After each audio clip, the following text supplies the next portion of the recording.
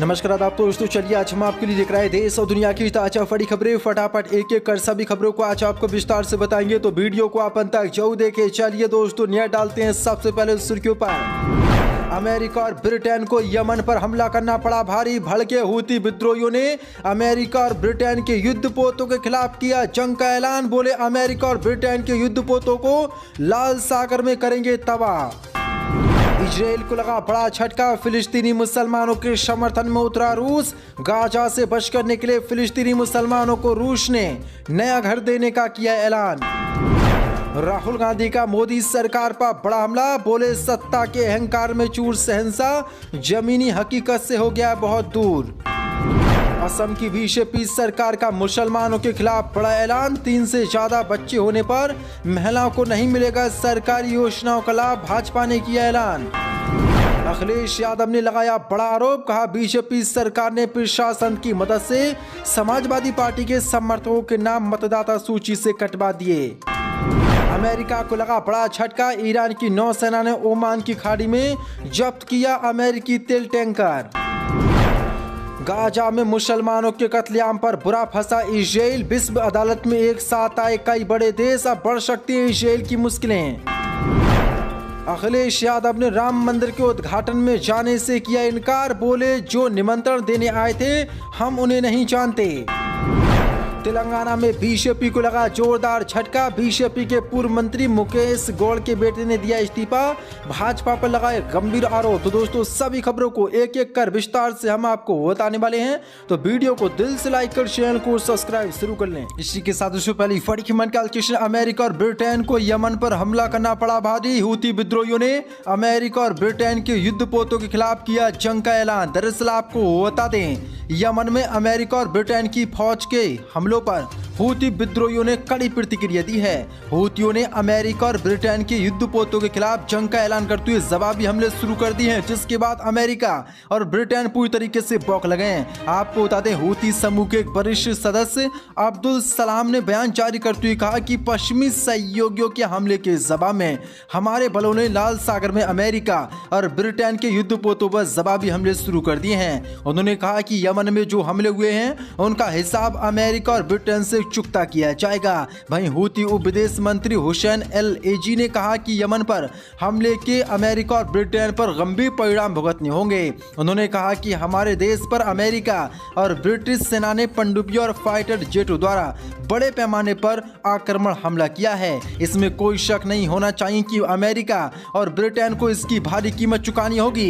इस जबरदस्त आक्रमणता के गंभीर परिणाम को सहन करने के लिए अमेरिका और ब्रिटेन पूरी तरीके से तैयार रहे। जो तो बड़ी अपडेट निकल के सामने, यमन के हूती विद्रोही संगठन ने अब अमेरिका और ब्रिटेन के खिलाफ जंग का ऐलान कर दिया। इसी के साथ बड़ी खबर, इजराइल को लगा बड़ा झटका, फिलिस्तीन के समर्थन में उतरा रूस। गाजा से जान बचाकर जा रहे फिलिस्तीनी मुसलमानों के लिए रूस ने घर देने का किया ऐलान। दरअसल आपको बता दें, इजराइल और हमास के बीच भयंकर लड़ाई जारी है। इसी बीच सबसे ज्यादा नुकसान गाजा के मुसलमानों को हो रहा है। जंग का मैदान बन चुका गाजा शहर आज बारूद के ढेर पर है। हर ओर तबाही के मंजर साफ देखे जा सकते हैं। इजरायली हमले में गाजा में मरने वाले मुसलमानों की संख्या 23,000 के पार पहुंच गई है।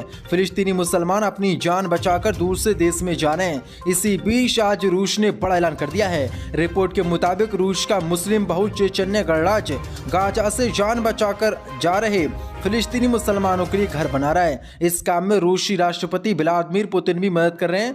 चेचन गणराज्य के नेता रमजान ने इसकी घोषणा की कि इमारतें उन स्थानों पर बनाई जा रही हैं जहां स्कूल और अस्पतालों के नजदीक हो। रूस के मुस्लिम बहुल चेचन्य गणराज्य ने गाजा में इजरायली हमलों से भाग रहे फिलिस्तीनी मुसलमानों के लिए अपार्टमेंट बनाना शुरू कर दिया है। चेचन्य गणराज्य के नेता रमजान ने कहा कि प्रत्येक 5 ब्लॉक बनाए जा रहे हैं, जिसमें हर ब्लॉक में 35 अपार्टमेंट होंगे। इमारतें एक स्कूल और नर्सिंग के नजदीक स्थित होंगी। उन्होंने कहा कि बहुत खुशी के साथ मैंने उन सभी लोगों को, बसने वालों को बधाई देता हूं कि उन्हें जल्द ही नए घर मिलेंगे। मैंने इसकी कोशिश कर रहा हूं कि गाजा के मुसलमानों के लिए और भी ज्यादा सहायता और समर्थन जुटा सकूं। दोस्तों, बड़ी अपडेट निकल के सामने आ रही है। सभी फिलिस्तीनी मुसलमान जो रूस जा रहे हैं उनको रूस ने नया घर देने का ऐलान कर दिया है। इसी के साथ दूसरी बड़ी खबर निकाल के राहुल गांधी का मोदी सरकार पर बड़ा हमला, बोले सत्ता के अहंकार में चूर शहंशाह, जमीनी हकीकत से हो गया बहुत दूर। दरअसल आपको बता दें, कांग्रेस नेता राहुल गांधी ने स्वामी विवेकानंद की 161वीं जयंती पर उन्हें श्रद्धांजलि अर्पित की। राहुल गांधी ने कहा कि देश के युवाओं, आज राष्ट्रीय युवा दिवस पर हमें स्वामी विवेकानंद के विचारों को फिर से याद करने की जरूरत है। राहुल गांधी ने युवाओं की ऊर्जा को एक समृद्ध देश का आधार कहा और पीड़ित एवं निर्धन की सेवा कोई सबसे बड़ी तपस्या बताया। राहुल गांधी ने कहा कि युवाओं को विचार करना ही होगा कि आखिर क्या होगी हमारे सपनों के भारत की पहचान, जीवन की गुणवत्ता या सिर्फ भावुकता, उत्तेजक न्याय लगाता युवा या रोजगार प्राप्त युवा, मोहब्बत या नफरत। राहुल गांधी ने कहा कि आज वास्तविक मुद्दों से नजरें फेर कर भावनात्मक मुद्दों का राजनीतिक दुरुपयोग किया जा रहा है, जो देश की जनता के साथ छल है। राहुल गांधी ने कहा कि बढ़ती बेरोजगारी और महंगाई के बीच युवा और गरीब पढ़ाई, कमाई और दवाई के बोझ तले दबता चला जा रहा है और सरकार इसे अमृतकाल बताकर उत्सव मना रही है। सत्ता के अहंकार में चूर शहंशाह जमीनी हकीकत से बहुत दूर हो गया है। राहुल गांधी ने कहा कि इसलिए अन्याय की इस आंधी में न्याय की लौ जलाए रखने के लिए मेरे 7 करोड़ युवा न्याय योद्धा स्वामी विवेकानंद जी की शिक्षा से प्रेरणा लेकर न्याय का हक मिलने तक इस संघर्ष में शामिल हो रहे हैं। दोस्तों बड़ी अपडेट है, बड़ा हमला मोदी सरकार पर राहुल गांधी ने बोला है। इसी के साथ दूसरी बड़ी खबर निकाल के असम की बीजेपी सरकार का मुस्लिम विरोधी ऐलान, 3 से ज्यादा बच्चे होने पर महिलाओं को नहीं मिलेगी सरकारी योजनाओं का लाभ। दरअसल आपको बता दें, असम की बीजेपी सरकार ने जनसंख्या नियंत्रण को लेकर आज मुस्लिम विरोधी ऐलान किया है। इस घोषणा के मुताबिक 3 से ज्यादा बच्चे होने पर महिलाओं को सरकारी योजनाओं का लाभ नहीं मिलेगा।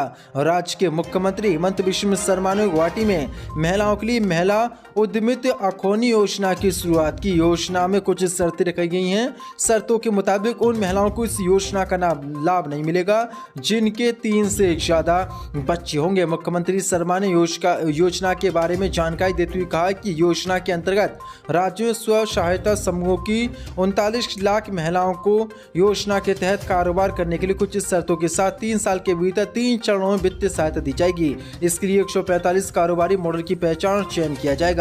लेकिन बड़ी अपडेट निकल के सामने, इस योजना के तहत बीजेपी सरकार ने शर्तें रखी हैं। शर्तों के अनुसार सामान्य ओबीसी यानी कि मुस्लिम श्रेणियों की महिलाएं अगर योजना का फायदा उठाना चाहती हैं तो उनके 3 से ज्यादा बच्चे नहीं होने चाहिए। वहीं अनुसूचित जाति, एसटी और अनुसूचित जाति एसएससी की महिलाओं के लिए सीमा 4 बच्चों की है। दोस्तों बड़ी अपडेट निकल के सामने, मुस्लिम विरोधी कानून ये असम सरकार ने आज लागू किया। इसके साथ उसने बड़ी खबर निकाल के अखिलेश यादव ने राम मंदिर के निमंत्रणों को नहीं किया स्वीकार, बोले जो देने आए थे हम उन्हें नहीं जानते। दरअसल आपको बता दें, उत्तर प्रदेश के अयोध्या जिले में बन रहे राम मंदिर को उद्घाटन को लेकर राजनीतिक हलचल तेज हो गई है। राम मंदिर के उद्घाटन में जाने से कांग्रेस पार्टी ने साफ मना कर दिया है कि कांग्रेस पार्टी राम मंदिर को उद्घाटन में नहीं जाएगी। सोनिया गांधी, मल्लिकार्जुन खड़गे, राहुल गांधी, प्रियंका गांधी, कोई भी नेता राम मंदिर को उद्घाटन में नहीं जाएगा। लेकिन इसी बीच समाजवादी पार्टी के प्रमुख और उत्तर प्रदेश के पूर्व मुख्यमंत्री अखिलेश यादव ने भी राम मंदिर को उद्घाटन को लेकर आज बड़ा बयान दिया है। अखिलेश ने कहा कि हमें निमंत्रण नहीं मिला है, जिस पर विश्व हिंदू परिषद ने दावा किया है कि उसने अयोध्या में राम मंदिर में आगामी प्राण प्रतिष्ठा समारोह के लिए समाजवादी पार्टी प्रमुख अखिलेश यादव को निमंत्रण भेजा है। अखिलेश यादव ने इस पर जोरदार पलटवार करते हुए कहा कि मैं विश्व हिंदू परिषद के नेता आलोक कुमार को नहीं जानता, केवल एक दूसरे को जानने वाले लोग ही निमंत्रण देते हैं। अखिलेश ने कहा कि हम उनको ही निमंत्रण करते हैं जिनको जानते हैं और उनसे ही निमंत्रण लेते हैं। उन्होंने कहा कि जब भगवान बुलाएंगे तब हम जाएंगे। तो बड़ी अपडेट निकल के सामने, यानी कि अखिलेश यादव भी अब राम मंदिर को उद्घाटन में नहीं जाएंगे। इसी के साथ दूसरी बड़ी खबर निकाल के गाजा में मुसलमानों के नरसंहार पर बुरा फंसा इसराइल, विश्व अदालत में एक साथ आए कई बड़े देश। दरअसल आपको बता दें, फिलिस्तीन के गाजा शहर पर इजरायली हमलों की अब दुनिया भर में निंदा होने लगी है। इन हमलों में हजारों मुस्लिम बेगुनाह लोग मारे गए हैं। कई देश इसे गाजा नरसंहार का नाम दे रहे हैं। दक्षिण अफ्रीका ने इसके लिए इजरायल के खिलाफ अंतर्राष्ट्रीय न्यायालय में ऐतिहासिक मामला दायर कराया है।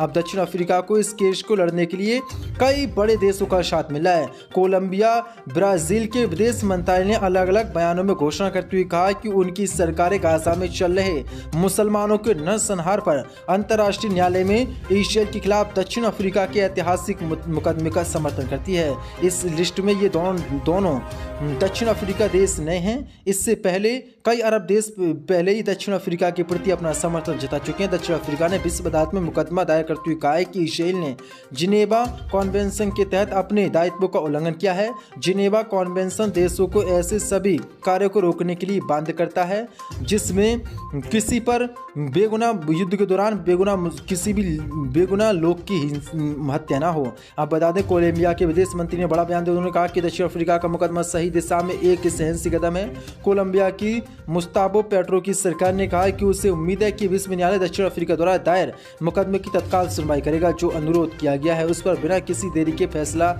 सुनाएगा। तो बड़ी अपडेट निकल के सामने आ रही है क्योंकि ब्राज़ील भी इजराइल के खिलाफ उतर गया है और उसने भी दक्षिण अफ्रीका ने याचिका अंतर्राष्ट्रीय कोर्ट में दायर की है कि लगातार इजराइल फिलिस्तीनी और गाजा के मुसलमानों का नरसंहार कर रहा है, इसलिए जल्द से जल्द इस पर बड़ी कार्रवाई इजराइल पर की जाए। यानी कि अब बड़ी कार्रवाई इजराइल पर अंतर्राष्ट्रीय कोर्ट कर सकता है क्योंकि ब्राज़ील, कोलंबिया और दक्षिण अफ्रीका वहीं कई मुस्लिम देश दक्षिण अफ्रीका के समर्थन में उतर आए हैं, जो कि दक्षिण अफ्रीका ने याचिका दायर की।